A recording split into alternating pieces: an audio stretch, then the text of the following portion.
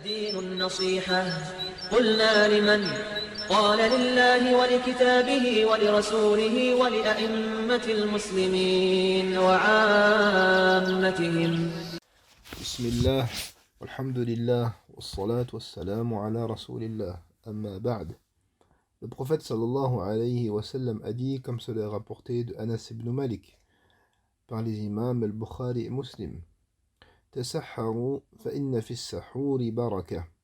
Prenez le sahour car il y a dans la sahour de la bénédiction. Le sahour est le repas que l'on prend pendant l'heure du sahar, qui est l'heure qui se trouve avant le lever de l'aube.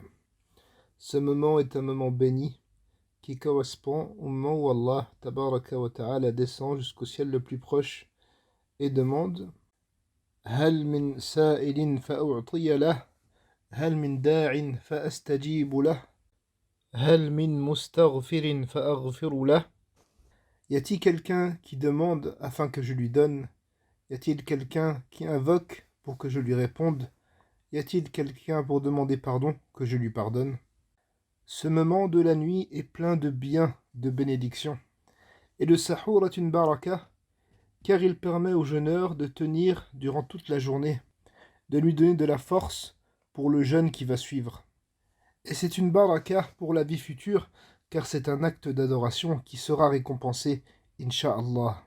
Et parmi les biens et les bénédictions du sahour, il est rapporté que le prophète sallallahu alayhi wa sallam a dit: Inna Allah wa malaikatahu yusalluna ala al-mutasahhirin. Allah et les anges prient sur ceux qui prennent le sahour. La prière d'Allah, c'est le fait qu'il vende ses serviteurs auprès des anges. Et la prière des anges, c'est le fait de demander à Allah tabaraka wa ta'ala qu'il fasse l'éloge de ses serviteurs devant les anges. Et Allah dit dans le Coran: هو الذي يصلي عليكم وملائكته ليخرجكم من الظلمات إلى النور. C'est lui qui prie sur vous, ainsi que ses anges, pour vous faire sortir des ténèbres vers la lumière. Et donc cette prière est une cause pour faire sortir la personne des ténèbres vers la lumière. Et parmi les actes qui permettent d'atteindre ce mérite, le fait de prendre le sahour. De plus, dans le sahour, il y a la réalisation d'un principe religieux important, le fait de se différencier des autres cultes. En effet, le prophète sallallahu alayhi wa sallam a dit: Faslu ma bayna siyamina wa siyami ahli al-kitab akalatu as-sahar. La différence entre notre jeûne et le jeûne des gens du livre est le repas que l'on prend pendant le sahar. Car la ressemblance extérieure mène à la ressemblance intérieure, et l'intérieur renvoie au cœur. C'est pour cela que le prophète sallallahu alayhi wa sallam avait tendance à se différencier dans l'aspect extérieur pour se différencier des autres religions. Il est recommandé de retarder le repas du sahour au plus tard possible.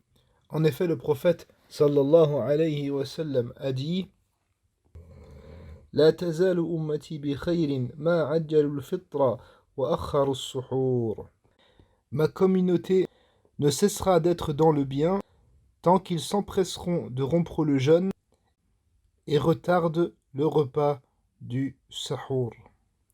Et les compagnons radiyallahu anhu ont décrit l'heure du sahour du prophète sallallahu alayhi wa sallam en disant qu'il y avait entre le deuxième adhan du fajr et le moment où le prophète sallallahu alayhi wa sallam prenait ce repas, le temps de lire 50 versets, ce qui correspond environ à 5 minutes.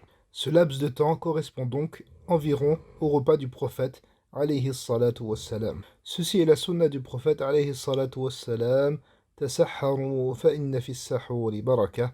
Prenez le sahour car il y a dans le sahour une bénédiction. هذا والله تعالى أعلم وصلى الله وسلم وبارك على نبينا محمد وعلى آله وصحبه أجمعين.